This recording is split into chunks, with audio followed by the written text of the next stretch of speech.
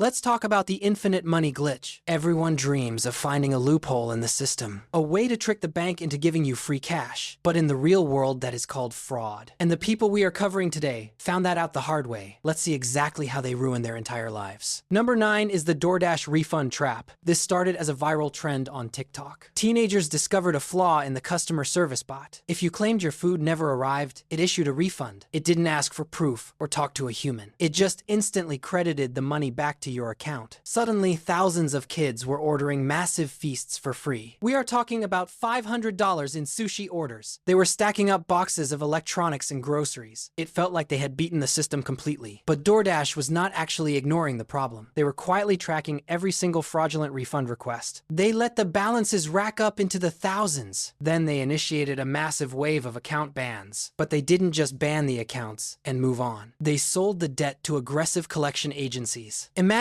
being 19 years old with a ruined credit score. You can't rent an apartment or buy a car, all because you wanted some free spicy tuna rolls. One user posted a letter from a debt collector. He owed over $10,000 for months of free food. His wages were being garnished to pay for burgers he ate last year. This is the danger of internet financial advice. They call it a method, but the law calls it theft. The terms of service you skipped actually matter here. You agreed to pay for everything you ordered, and now these kids are starting life in financial holes. It is a brutal lesson in digital economics. Number 8 is the gas pump admin hack. This glitch required a bit more technical knowledge. Thieves realized that many gas pumps use default passcodes. The station owners never bothered to change the factory settings, so anyone could walk up and type in 4 zeros. This would unlock the internal maintenance mode on the screen. From there, they could change the price of fuel. They set the cost to 1 single penny per gallon. Then they would fill up giant industrial tanks for quarters. One man in Nebraska stole over $27,000 of gas. He filled up his truck and sold the gas to neighbors. He thought he was running a brilliant arbitrage business. But gas stations have cameras pointing at every single pump. The station manager noticed the revenue didn't match the inventory. They reviewed the footage and saw him typing on the keypad. This wasn't just simple shoplifting or petty theft. Because he accessed a protected computer system, it was a felony. He was charged with computer fraud and grand larceny. He faces up to 20 years in federal prison, all because he wanted to save money on his commute. The police arrested another crew doing the same thing in Florida. They had a specialized remote device to bypass the keypad. They were caught mid-pump while filling a bladder in a van. The judge denied them bail because of the sophistication. Tampering with fuel infrastructure is a serious national security risk. You are not just stealing gas, you are hacking the grid. So that cheap tank of gas cost them their freedom. Number 7 is the Zelle Lag Loop. This specific glitch hit a major bank just last year. A technical update caused a delay in the transfer system. If you sent money via Zelle, it would deduct from your balance. But if you canceled the transfer immediately, it glitched out. The money would return to your account instantly, but the transfer would still go through to the recipient. People realized they could effectively double their money in seconds. The news spread across social media like a wildfire. Lines of cars formed outside of Chase Bank ATMs. People were withdrawing the duplicated cash as fast as possible. One guy posted a video holding $40,000 cash. He was screaming that he was finally rich forever. But banking systems run on a daily reconciliation cycle. At midnight, the computers checked the ledgers against the vault. The bank realized exactly what had happened during the day. They didn't just reverse the transactions, they corrected the balances. People woke up to see negative $50,000 in their accounts. The bank took every penny they had to cover the theft. Rent checks started bouncing all over the country. People who spent the cash were now in massive debt to the bank. The bank froze their accounts and flagged them for fraud. This means they are blacklisted from opening bank accounts elsewhere. Trying to explain this to a landlord is impossible. You can't pay rent because you tried to rob a bank. The guy with the $40,000 went silent. He likely spent it all before the clawback hit. Now he has to pay that back or face jail time. There is no such thing as free money in banking. The house always wins and the ledger always balances. Number 6 is the Discord binning ring. This was not just a single hacker in a basement. It was an army of bored teenagers on Discord. They discovered a method called binning. Every credit card starts with a bank identification number. These 6 digits tell the system which bank issued the card. The kids realized they could take a valid bank number. Then they used software to mathematically guess the rest. It is a process called algorithmic extrapolation. They generated thousands of potential credit card numbers. Most of them were fake, but some of them actually worked. They needed a way to test which ones were live, so they used subscription services like Netflix and Spotify. If the free trial went through, the card was valid.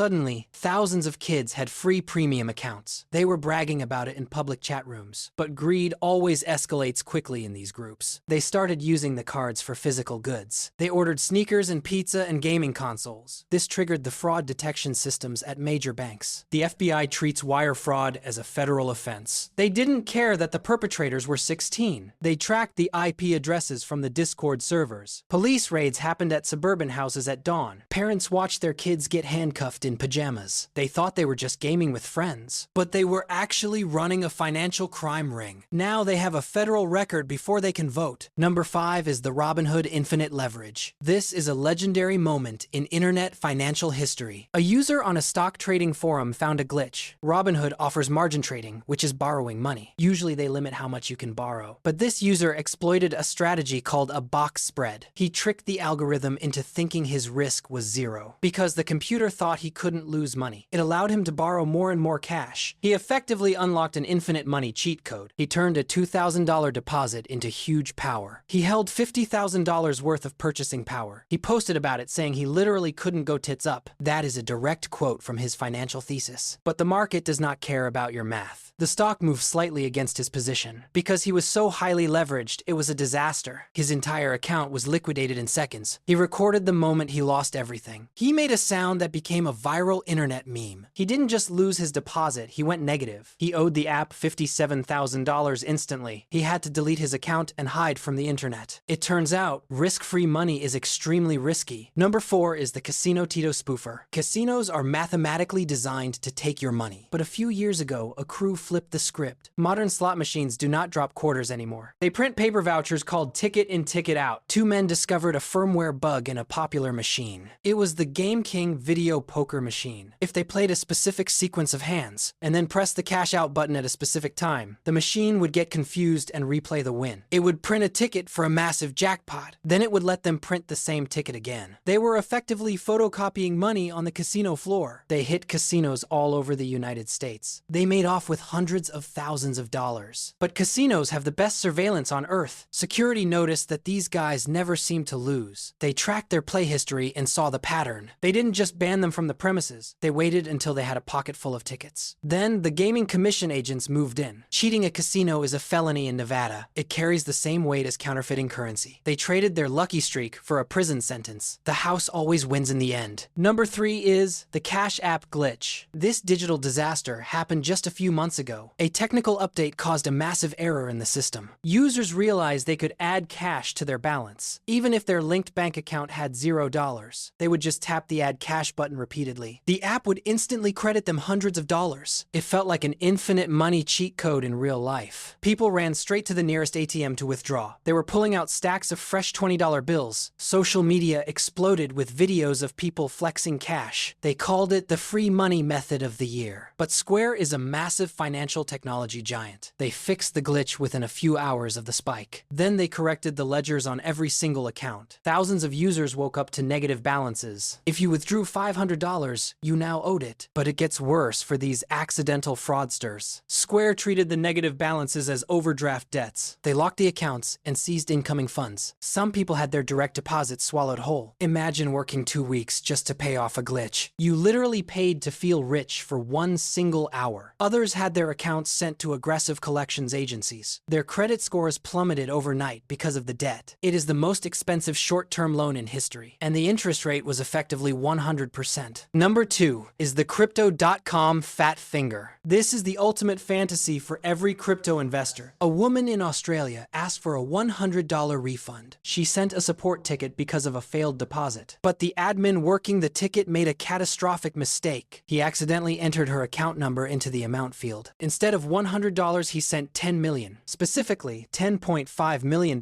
in cold hard cash. The woman checked her account and saw the fortune. Most honest people would call the bank to report it. She decided to go on a legendary shopping spree. She transferred the money out to different bank accounts. Then she bought a multi-million-dollar luxury mansion. She bought a home cinema and a gym for her sister. She thought she had beaten the system forever. It took the company 7 whole months to notice. That is how much money they have sloshing around. But when they found the error, they sued immediately. The judge did not buy her finders keeper's argument. He ordered the mansion to be sold at auction. She had to return every single penny plus interest. She was arrested arrested at the airport trying to flee the country. She carried a backpack full of cash and jewelry. She spent over 6 months in maximum security prison. She ruined her entire life for a temporary upgrade. The blockchain is permanent, and so is the law. Number 1 is the Ethiopian ATM Saturday. This is the biggest unintentional cash heist in history. It happened at the Commercial Bank of Ethiopia. They were performing a routine system update on the weekend, but a programmer messed up the code in the mainframe. For several hours, the checks and balances stopped working. You could transfer more money than you actually owned. University students were the first ones to notice the glitch. They started texting everyone on campus immediately. Long lines formed at every ATM in the entire country. Students were draining the machines of all available cash. They transferred millions to other banks instantly. The bank president didn't notice for several hours. By the time they froze the system, the vault was empty. Over $14 million had been stolen by students. The police were sent to surround the university campuses. They were chasing students carrying bags of cash. The bank issued a desperate public plea on television. They promised not to prosecute if the money was returned. Amazingly, almost everyone gave the money back voluntarily. They realized they could not hide from the government. It was a chaotic weekend of free money fever, but it proved that digital money is just an illusion. It is just numbers on a screen until it vanishes. And when the bank makes a mistake, you pay for it. So there you have it. 9 ways people tried to cheat the infinite money game, and 9 ways they ended up in handcuffs or debt. The banking system is not designed to help you win. It is a fortress built to protect its own assets. If you find a glitch, keep your mouth shut. Do not post it on TikTok for clout. And definitely do not spend money that isn't yours. If you want to see more financial disasters like this, make sure you hit that subscribe button right now. We are watching the markets so you don't have to. I will see you in the next video.